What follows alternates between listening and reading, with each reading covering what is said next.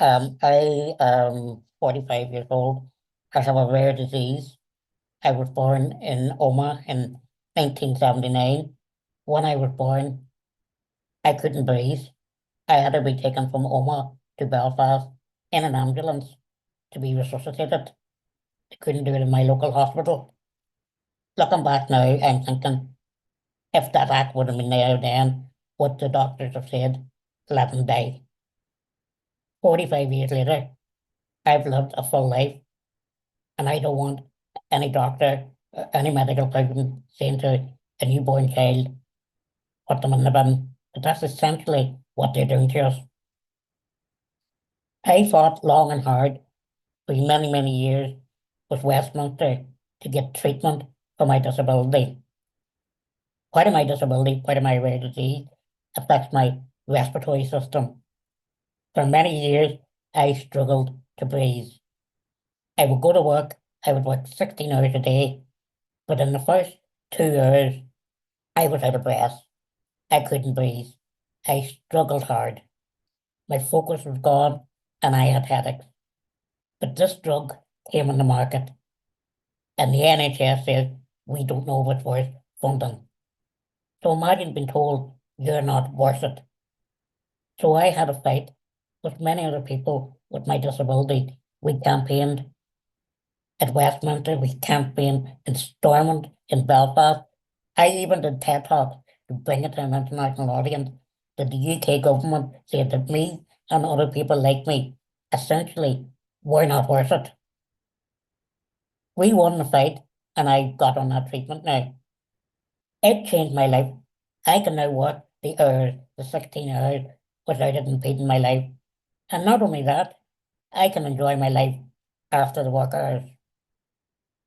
However, a few years into the treatment and they saw that it was working, they said, maybe we'll take it off again. We don't know whether it's value for money. So first of all, I'm not worth it. 3 years later, am I value for money? I'm a disabled person, and I can tell you, I am value for money. But it meant that I had to fight again, so I could live, fight again, that I wouldn't struggle to breathe. That's energy that I could use elsewhere in my life. Energy to work, energy to enjoy myself, energy to mix with family and friends. They will tell you that my life's worth it. But I was told by the NHS, maybe not, you're not value for money. So looking at that, I'm looking at this act coming in, and I'm worried, are they going to be looking at me going, is your life worth it? Are disabled life worth it? Yes, this is an act coming in for terminally ill people with 6 months. But we've seen what can happen. We've seen what happened in Canada. We've seen what happened in Orengo. We know what's coming down the track. That's why I want to stop it. Because I've been told so many times by the NHS, you're not worth it in so many terms. And I know that they will tell me in the future, we're taking the medication off you, but here's another medication that will end your life. And it's not just the NHS, and it's not just the MPs.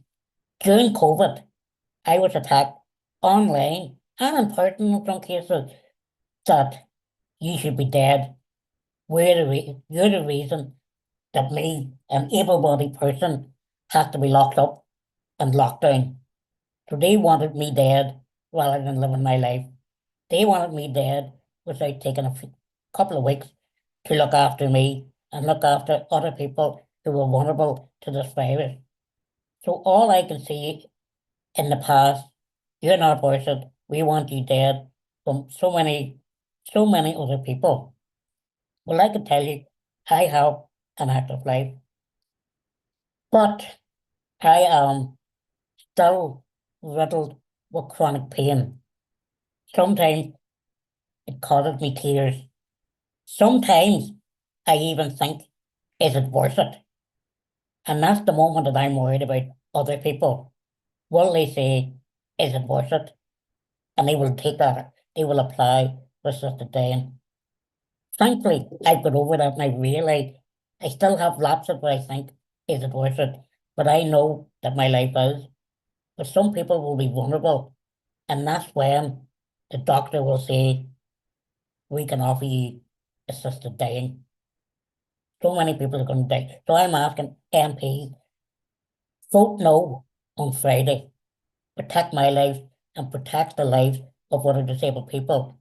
And instead of trying to bring in the assisted dying, bring in an act to assist us to live, invest in the NHS, invest in palliative care, invest in all sorts of things to enhance our lives, to make us live equally as non-disabled people.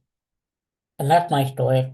I don't want to die, and I want to protect others who don't want to die either. Thank you.